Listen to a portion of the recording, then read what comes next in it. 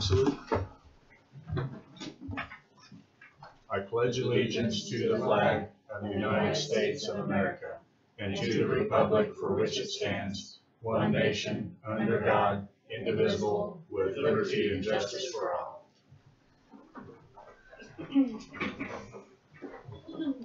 Hello, welcome. This is a new step for a lot of us here in Atchison County. This is the first time since I've been on, and has this ever happened before? We've had a disease that's progressed so quickly that we feel there's action that should be taken or considered. So I'm going to introduce many of the people that we've got here today. Renee Scott from USD 409, Andrew Gaddis from 377, Lisa Brookover from Trinity Lutheran School, Amy Hale from NECAP Incorporated, and Helen Schwinn, principal from St. Benedict Catholic School. Is that all the schools represented here today? Okay. We've got several people from, first of all, I want to introduce Lori Forgy, who is the Atchison County health nurse. She's just been introduced, so it's introduction by fire, so she just came on board. So congratulations to the role and welcome. Thank you. We also have Bonnie Tackett with the Atchison Hospital and the Atchison County Health Department. And we have Angie Wright with the Jackson County Health Department. Then various others. So if I'm leaving anybody out, don't treat me too bad. So anyway, here I'll have Lori come up and we'll start the meeting with, I believe she has a statement, and then we'll progress from there.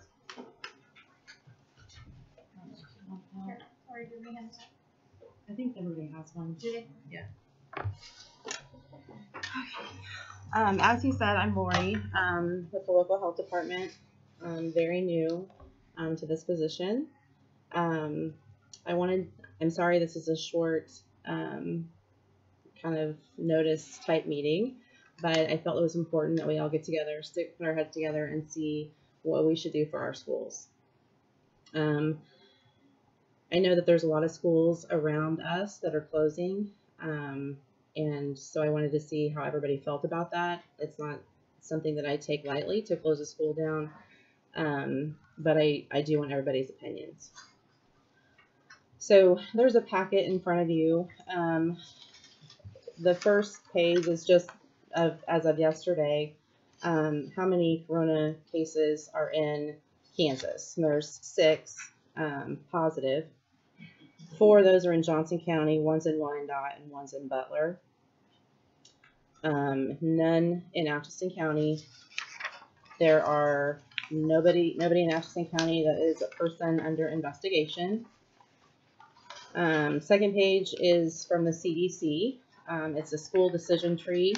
And this is all schools regardless of community spread. So we start with a confirmed person with the virus in the school building. We assess the risk, and then we go from there. So they're not recommending shutdown unless there is an active case in your school building. The next pages are some national guidance, which basically states the same thing the CDC has said. Turn the page and you have Kansas guidance.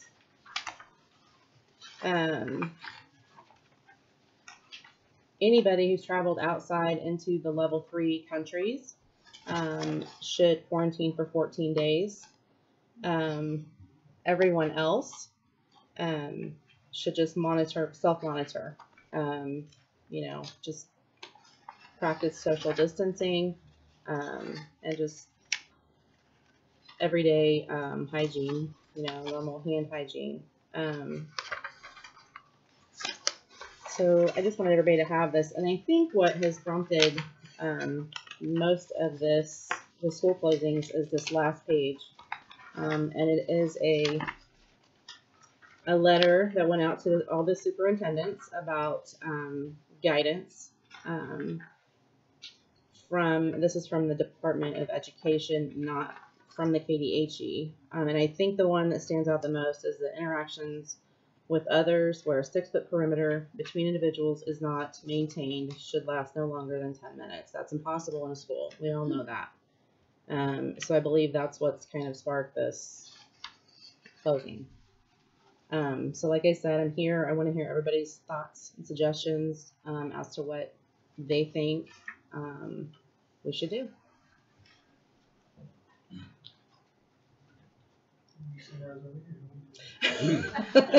I have a grandson over by Liberty, and they're very fortunate. They're sending iPads home with all the kids. They're suspending school. I have a granddaughter goes to Lansing, and they don't quite have enough iPads, but I think that's where they're going to go the same way. And then I have a daughter-in-law that teaches, and I think they're going to extend the spring break. I don't know if that's secure, but maybe to give it a little bit more time to discuss what they want to do. Pleasant Ridge School System. That's where my kids go.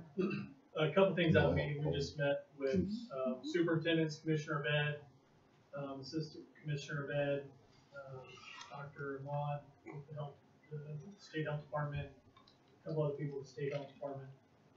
And they clarified some things. They've changed the guidance on reporting to local health departments when they travel, and schools will handle that because of the overwhelmingness. So it's our responsibility now to find out who in our buildings and districts have traveled. Now, if they traveled to the 14 quarantine, it's a different situation. But those that have traveled coming off spring break, for instance, I was just in Colorado, so I'm monitoring myself in my opinion. That was a big one. That was one. The other one was they reiterated that some of the confusion I think was that the interpretation was that counties were supposed to shut down countywide, and that's not the case. It's supposed to be building by building once a confirmed case has been found. And I was under that impression too from the first few meetings that we had on it, is that I guess when they said it was a county Department of Health decision, it just kind of sounded that it would be countywide. It makes more sense. There's a lot of difference between my district and Renee's district, as with Trinity and St. Benedict's, just because of number. The point you have circled here, I think we can accomplish that 6-foot perimeter in more than 10 minutes if there's more than 30 people. Our class sizes are under 30. We'll have 100 passing in the hallways at one time, but that's less than 10 minutes. Anytime we're over 30 is a PE or recess in which you can get the spacing. Whereas Renee's going to have some difficulty. But it's not impossible. There's our junior senior high met this morning, administration, and talked about some procedural things to accommodate that. We're going to review again at 10 o'clock Monday morning. We'll go over and just there are some times lunchrooms will be a challenge. The biggest one right now is busing. Mm-hmm. You can't maintain 6-foot spacing inside of a bus. So we're getting more guidance on that as well from the state level. I heard something on news and I thought it was very well thought out and pretty simple to do. And it was a school back east or out west, I don't recall, where the school teacher would put a dot on the kid's hand, and she'd do that like 6 or 7 times a day to make sure that they washed their hands 6 or 7 times a day. I thought that was pretty simple and could possibly help.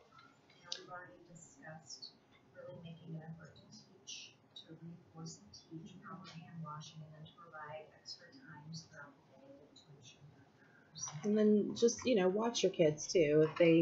If they are coughing, make sure that we check on their temperature, those sort of things too. Things that you do every day anyway, but maybe, right. Because parents are going to send their kids to school sick. We know that. So. Sometimes they don't catch it either. Mm-hmm. They will find the night before they get up. There's a short time before they get up and they're on the bus and they don't catch that first cough, or maybe they're a half hour, 45 minutes, and they don't see those first signs, and it can happen very quickly. Mm-hmm. So did you think you could maintain that positioning of? We know that it's gonna require a lot of above and beyond efforts by our staff, but I have faith that they're gonna step up to the plate, and I do. We've met daily with administration, and as you know, this is so fluid. I mean, every time we get a recommendation, it change, you know, something new comes on, and we're just aware of that, and we have to be fluid and willing to change, but right now, our schools are clean. We did just come off spring break. We went through the cleaning process. So I feel like if we follow the guidelines and do whatever we can to mitigate it, I think we're still good. And I felt very reassured after today's meeting and listening to Dr. Ahmed that, you know, that the health departments are on top of it, following the CDC guidelines, and they're the experts, and I felt confident. Is there any school here that feels that it'd be beneficial to shut down immediately? College. I'll tell you, my concern would be a shutdown for 2 weeks, and then we get a confirmed case in the third week. Mm-hmm. You know, in my opinion, we're going to have a case. Mm-hmm. It's just Just when. when. And if we close early and then it tracks in later, we're looking at a 4-week shutdown as opposed to At least. a potential 2. You don't want to tell people publicly that if we're going to have a case at some point, it's probably inevitable that. My question last night, I was talking with Angie from Jackson County about this, and I figured that there would be something in the KDHE handbook that would say that there's a threshold or a trigger of when they would suggest a shutdown was mandatory, like 2 cases or 3 cases in the county, or, you know, some type of guidelines. And she said that was her question to them yesterday, and they really didn't answer that. So there is nothing set as a guideline for us to use. Maybe that's something we ought to think of today is what do you think, at what point do you want to start shutting things down? Is there something at some point that you need the health department to decide? And so be proactive. We know kind of what we're going to maybe have a game plan for when we're going to try to shut things down. Actually, that came out today in our meeting as well, and they're really working KDHE to develop that framework. So they'll have a green level, a yellow level, and a red level. And right now and the example they gave was our current situation is green. There are no confirmed cases. We're going to put all the parameters in place to do our best. And when it hit that yellow, which is a moderate risk, then we may want to look at some distance opportunities for learning. We may not. It's going to depend on the case, the situation. And then red would be that the confirmed case maybe happened in a high-risk area, a large group setting, a church, for example, where the spread could be rampant. And that might be where we look to do the mass closing. So I believe in the next week we'll have that framework available. I know they're going to put it out to superintendents to get feedback on the framework, but of course KDHE makes the final call there. Is that information something that could be accessed by like NECAP or private schools? Or? I think it will be as soon as it's finalized. Okay. Yep. CDC has a table of low, medium, and high. I had it printed on my desk. Yeah. And it kind of breaks it down a little bit, what to look for and what to do. We're all kind of in that preparing phase of washing hands, cleaning desks, heightened awareness. I think you asked, as far as my district, I would consult the health department. If we had a confirmed case of a student or staff member, somebody that's in our buildings, I think that would right then be a 14-day shutdown. Somebody in the St. Pat's area with a confirmed case, that's in my district, but if it's somebody that doesn't have a direct affiliation with our school, it might be like in consult, again, a 2-3 day deep clean. Because there is contact with students to that person in that area, but not in our building on a regular basis. Example is Fremont, Nebraska had a teacher with a confirmed case. School district closed down. She worked out at the YMCA. YMCA closed down. And then they're going to trace that. The state health department has gone through along with when they had the case in Johnson County, that their tracing system is impeccable.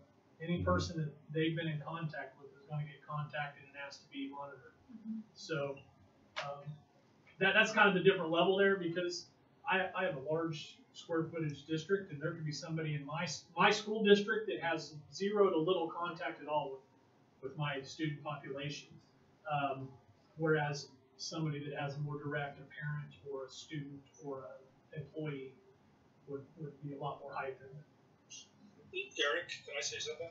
Yes. I don't know if everybody can hear me, but I think you guys are making a lot of great points. People are coming back from spring break. This is a paradigm shift. We've never been through this before. I think Weston at the beginning's never been through it before. I remember when I was 9 years old, they had the Asian flu outbreak, and all the schools were closed. I'm telling you, I think I'd be bold, and I'd close these schools before I had a case.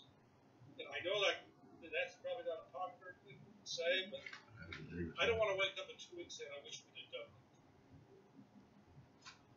Well, Did you hear some comments? Yeah, well, what I understand, and I'm coming from a community action perspective, Mm-hmm. is we have to weigh what's going to happen to the children if we do leave them at home. A lot of these children, the only meals they may get are at school. Are we ready as a community to handle what's going to happen if we take those resources away from those children? Because sometimes when they come to school, that might be their only meal of the day. That might be their only access to certain resources. What are we taking away from those children, leaving them at home without access to those necessary resources? So I think that is something from a community action perspective that we are not looking at when we do that. The only education that they may get on how to handle hand washing, sanitization, may come from the school district or their teacher. So we have to weigh the education we can provide them on how to properly take care of themselves and the resources that the school district provides, and can we compensate for that if we leave them at home? How are we going to handle that from a community action perspective? Can I comment one more time? I ride on with you on that, because I've thought about that a lot. And I realize being bold has its consequences and unintended consequences. But I'm concerned we're in a community that in 10 minutes we're going to have a major event downtown with tons of children, tons of people, and nobody bothered to cut it off. And people come back from spring break. I think it's a time to be bold. I don't know how to deal with it. Kids are at home without meals and those things. And I think that has to be thought out too. I'm right on with you on the community action idea. These are all just my opinions. I'm just throwing it out there. I'd like to be bold in my opinion. So I would think the parents would have a backup plan, not long term, but a kid gets sick, so they got to have something set where that kid is going to be taken care of and fed that day or 2 or 3 days. But now if we're talking 2 weeks or a month, that's a different story. But I kind of agree with Commissioner Bauer. I would rather see a little bit more precaution taking place versus wait till we have a case and then act.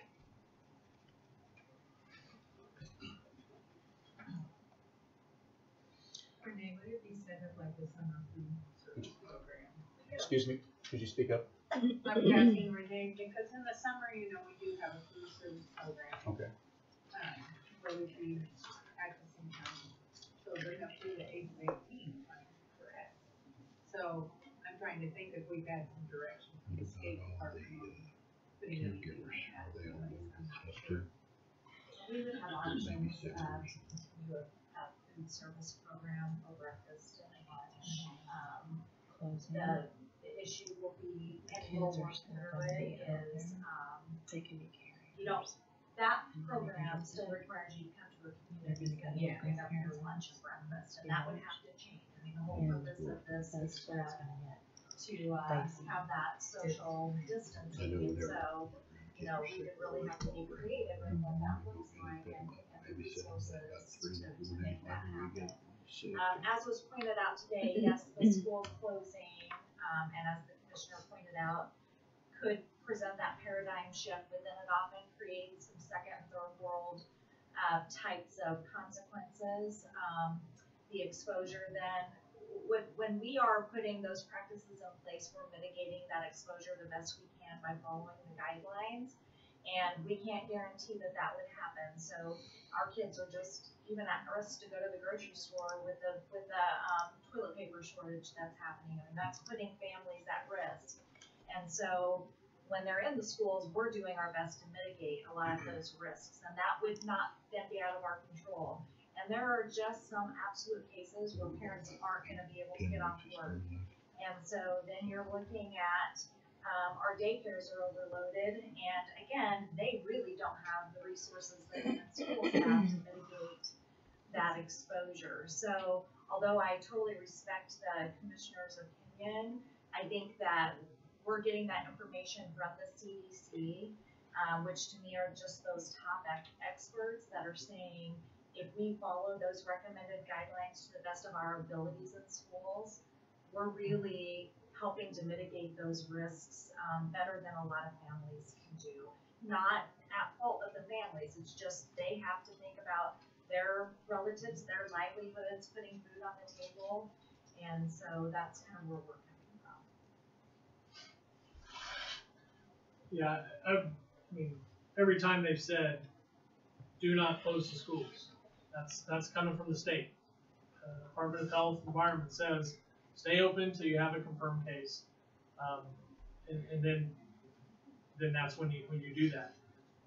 If you want to be that bold, we need to close the Y. We need to close the library. We need to close every public entity that you can close, because all you're going to do is push those kids to those facilities. Go to the Y at 3:30. Mm-hmm. You want to talk about a group of 30 to 100 kids? I mean. So at least we know the guidelines while they're in school. We can control those guidelines. We can make sure they're washing their hands. Trust us that that we can do that. And at the point in which we have something.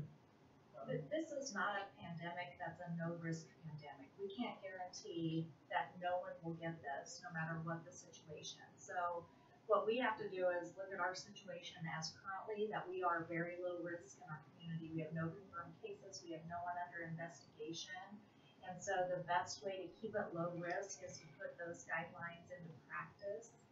And so that's why I think the CDC is saying until there's a confirmed case, and there at some point in some school district in the state of Kansas, it's going to happen. And we just know it will. But I think that is less likely if we're following those guidelines to the best of our ability. Did I hear right that if we would shut down like for 2 weeks, 2 weeks suspended school, and then at the end of the 2 weeks, if a case came up, then we would have to shut down for an additional 2 weeks, so then we would be off for a month, correct? Okay, so we then are going, yeah. We're taking that extra. And the State Department of Ed has no authority to excuse those days unless that confirmed case happens. So we will make up any time at this point unless it's confirmed. I mean, even if the health department is the only one, the health department, the governor, and the President of the United States are the entities that can shut us down. But without a confirmed case, we will be responsible for that. And the way your guidelines read, that are off the KDHE site is the health department in cooperation with one of those larger entities. Correct. So it doesn't matter if the health department says, hey, you should be shut down. It matters that there's agreement from the CDC, this KDHE, the president, or the governor. And they did reiterate today that if our health department is considering this option, it's very important that they get a hold of KDHE for final consultation. Because a lot of we're seeing a lot of schools shut down that don't have that confirmed case, and so they're really not following that protocol, and that puts a lot of people in the Okay.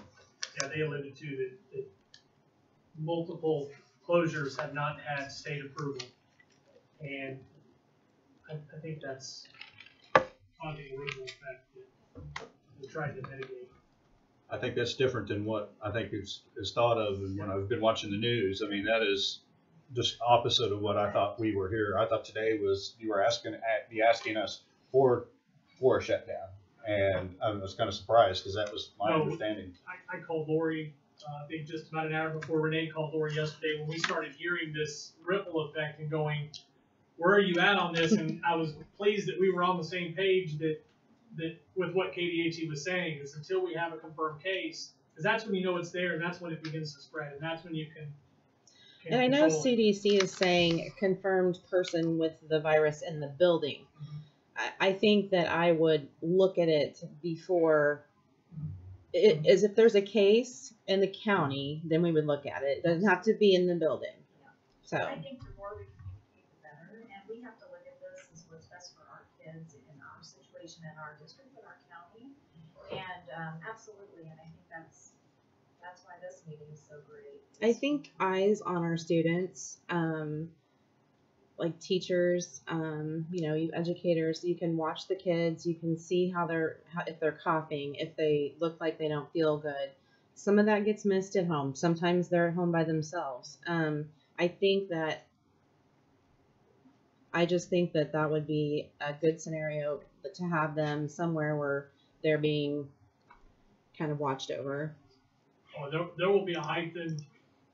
It's like my landlords are flying to Indiana tomorrow to go home. If you're in an airport and somebody coughs, you know everybody. I mean, it's going to be that way in our schools. That if the kid coughs one time, they may tell them to go wash their hands. But if 3 times they cough, they're probably going to go see the nurse, and I have full confidence in our nurse that she's on top of things. If they've got a fever, 24 hours fever free, no ibuprofen. We've been following this all flu season. I mean, it was a pretty rampant flu season as well. So I think the kids are used to it. Teachers are definitely going to be on guard. I've got some high risk staff in my building. So they're going to definitely be on alarm for each other as well. I think the greatest service that we can provide to our children is to put them in a controlled environment, continue providing the services that we do, continue monitoring, and do what we do best, which is educate them, educate the parents.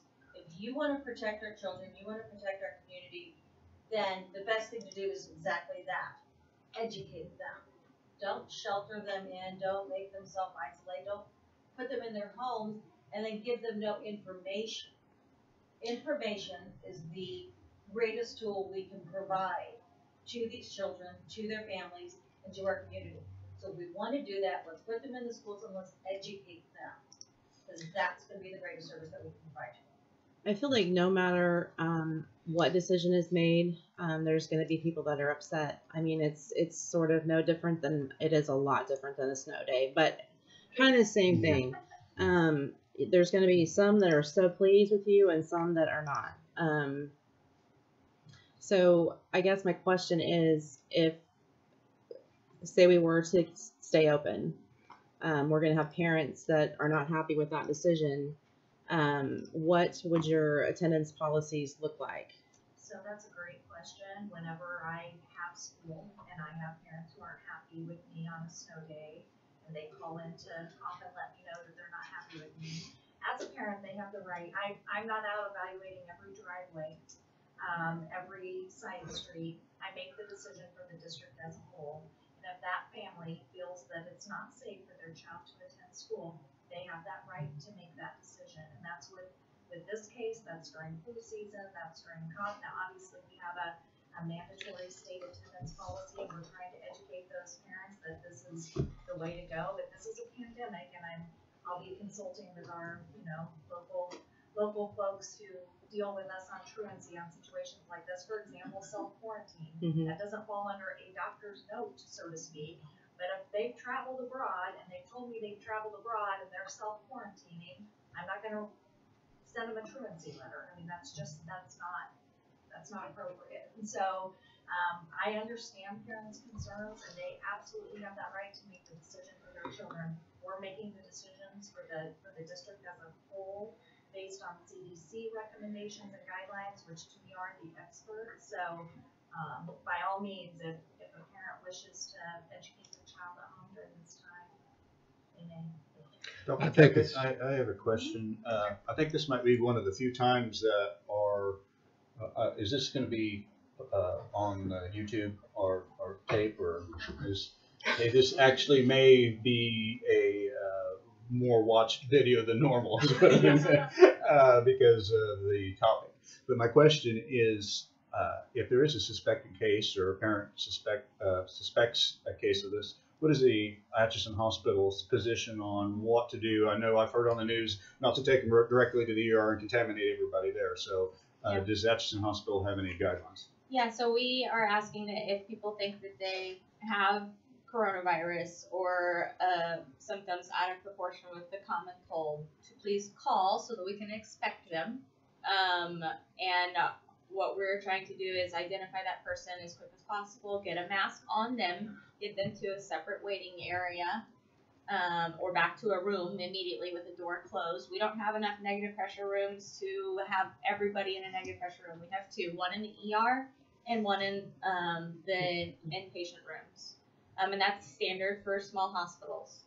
So you're going to initially be evaluated in a separate room that's not negative pressure.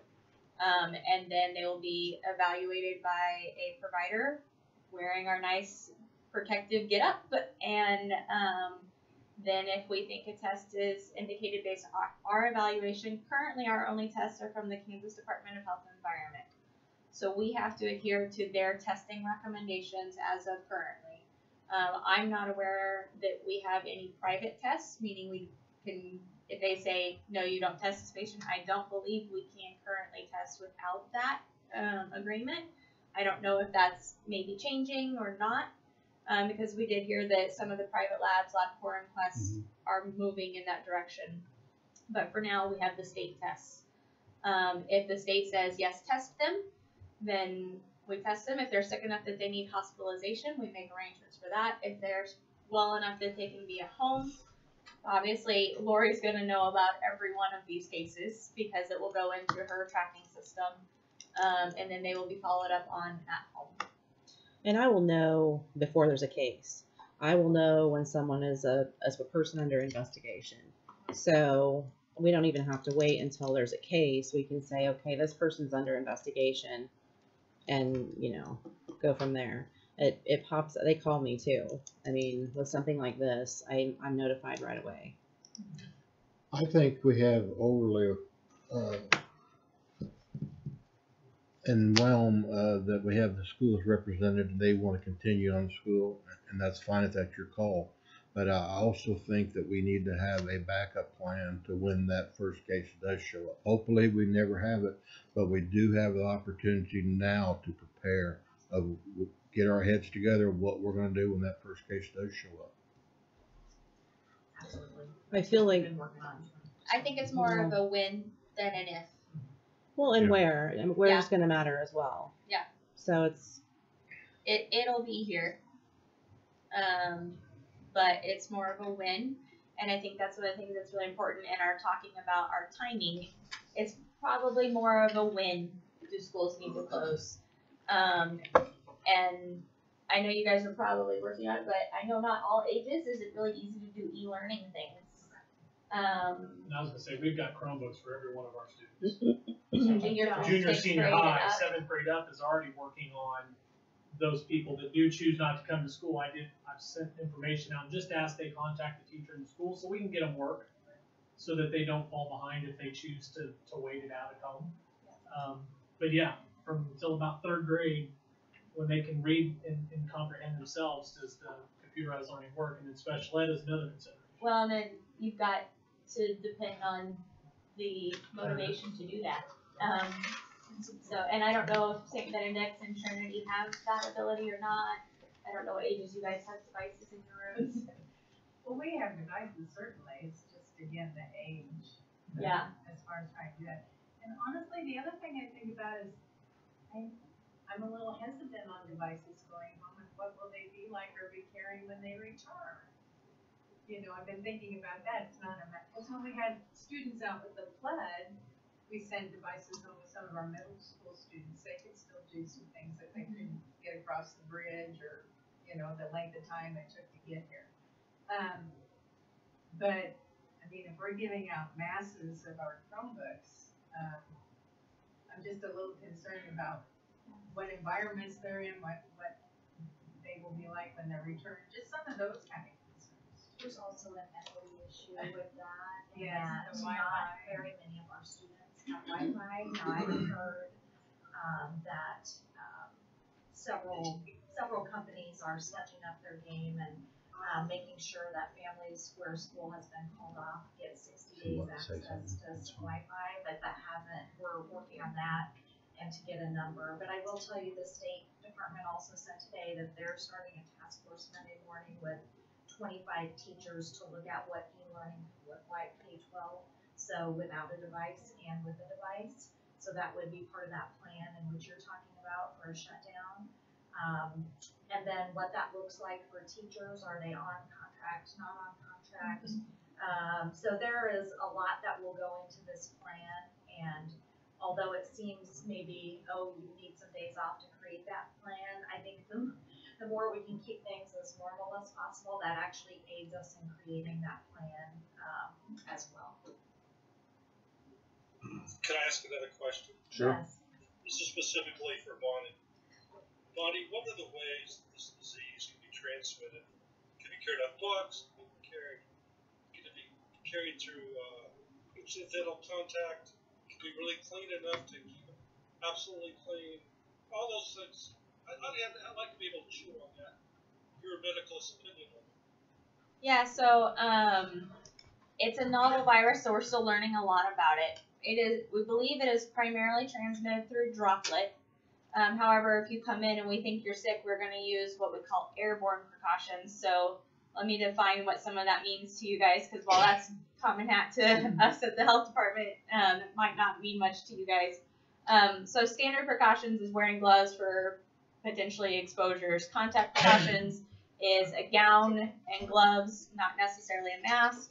Droplet precautions, add a mask so that any coughing or sneezing does not get into oral mucosa.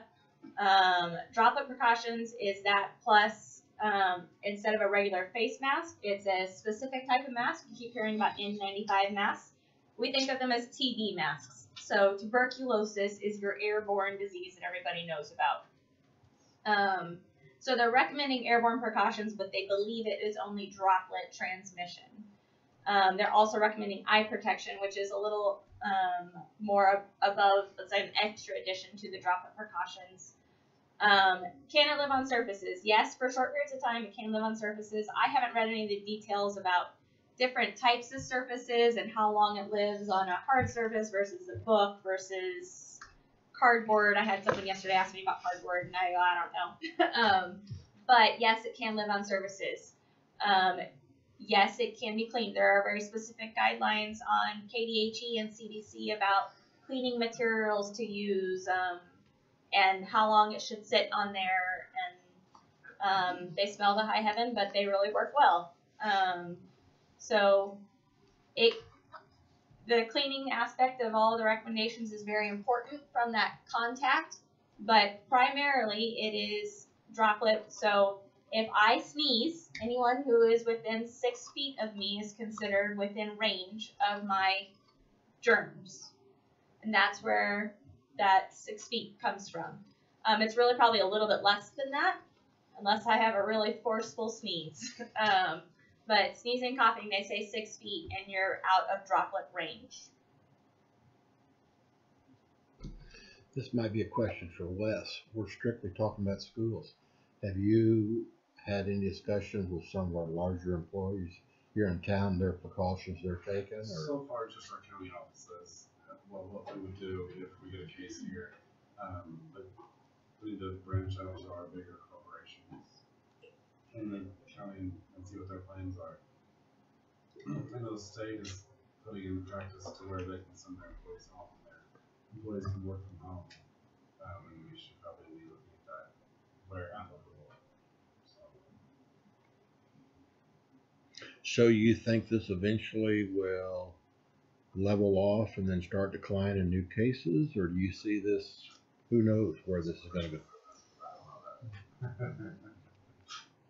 I don't have anything official from CDC or KDHE saying time frame on this leveling off, but just like every big illness that has gone around in the past, typically there is a max, there's a point of max, and then it levels off, just like swine flu was 10 years ago, just like SARS was, I can't remember what year that was, but before my time as a medical provider, just like Ebola was, it comes out, it peaks, and eventually it dies back. So I do think, yes, we will see this die back, but the problem is right now we don't know that time frame. Personally, I think it'll look a lot like our normal respiratory viruses in that time frame, and that your winter, your cold months are the worst, but we don't know that. Is this a new variant? Coronavirus has been around forever. This is a specific strain of coronavirus that is new to our knowledge. Like H1N1 swine flu was. That's an influenza A that was bad that year. So. Being a senior citizen, I've been getting my flu shots for the last 5 or 6 years. Is that any help? For coronavirus? No. It does have nothing to do with it. They do kind of recommend though Good job, that you do have a flu shot because you know you're protecting yourself from the flu. If you have the flu and then you were exposed to the coronavirus, then now you're fighting the flu and the coronavirus, and that's not good. Do we have any? Can I ask one more question? Go ahead. You said six feet apart. Yep. Is that what I heard you say? So how do you keep students 6 feet apart? If they're going to get in buses, they're going to go into cafeterias, even in classrooms, how do you keep them 6? You guys are all within 3 feet of each other in that room. So I think that's maybe a joint answer to us in that it's difficult, and it may take some moving of furniture. But when you look at pictures that they have of patients in Italy, all those cots you see in those gymnasiums where they've got people are spaced 6 feet apart, probably measured to the inch because of the space that they're having to work on. Buses are, like I said earlier, are the challenge. And so right now they're waiting on direction from Kansas Board of Education on those things. In a classroom, it depends on your classroom size to your size and dimensions versus size and number of students. But I trust our superintendents if they think that they can make that happen within the walls of their school building.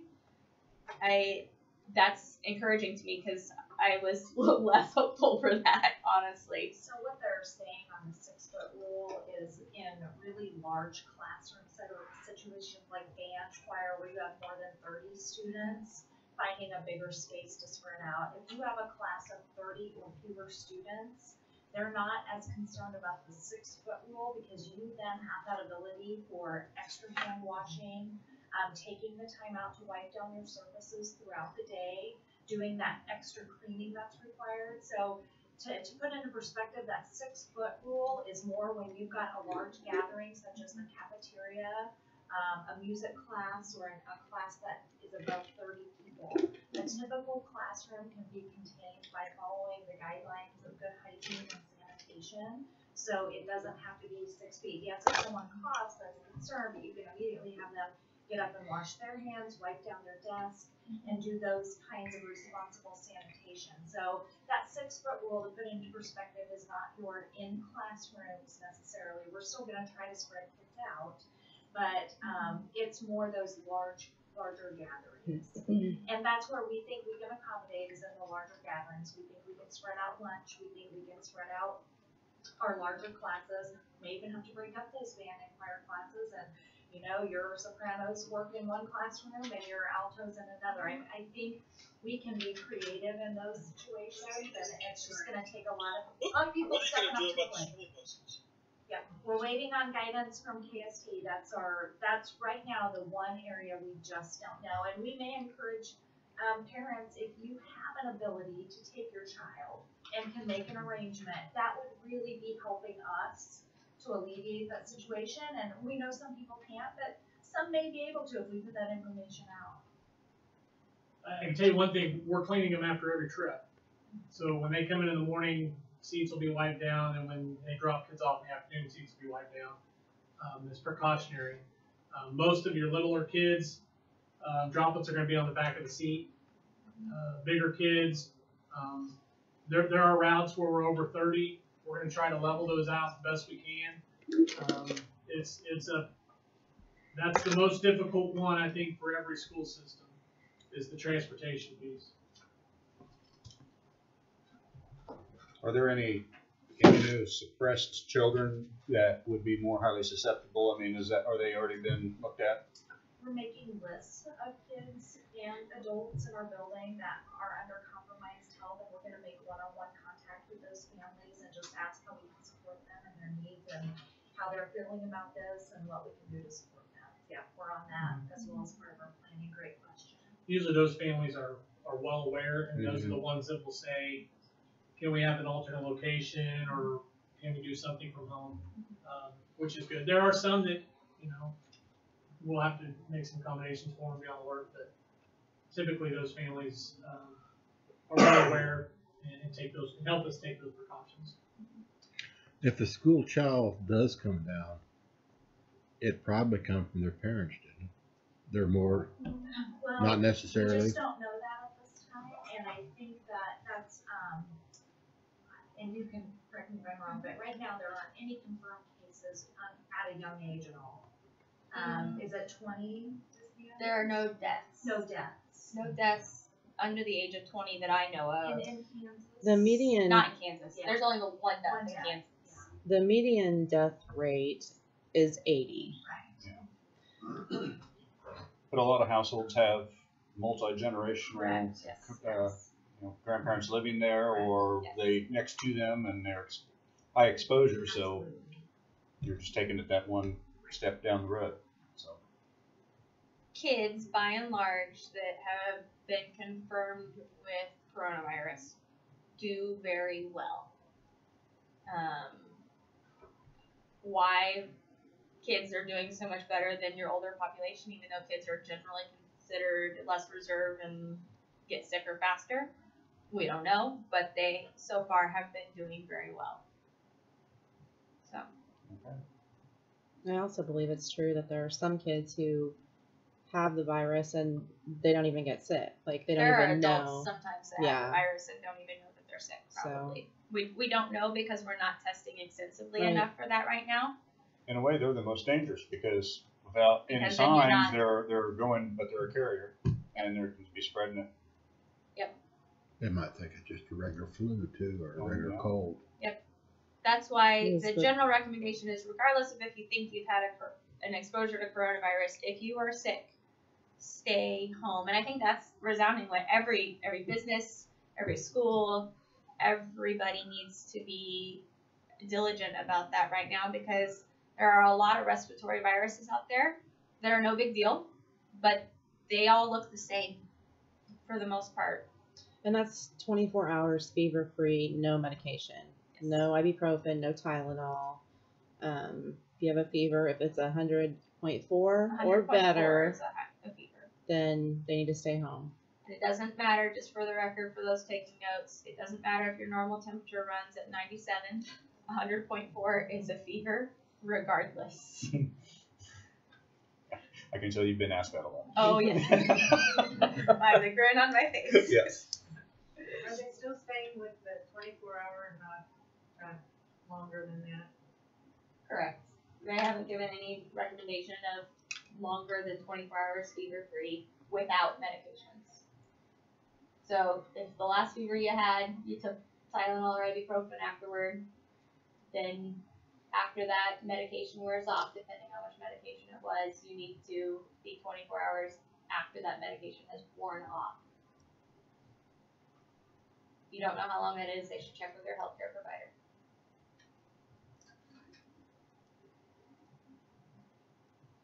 Okay. Any other questions, concerns, thoughts? I think we're gonna take everything that we've heard today into consideration. I think that the 3 counties are going to get together and kind of work together to find out what would be the best answer for each county. And probably Angie make a decision this evening. We are in Jackson County.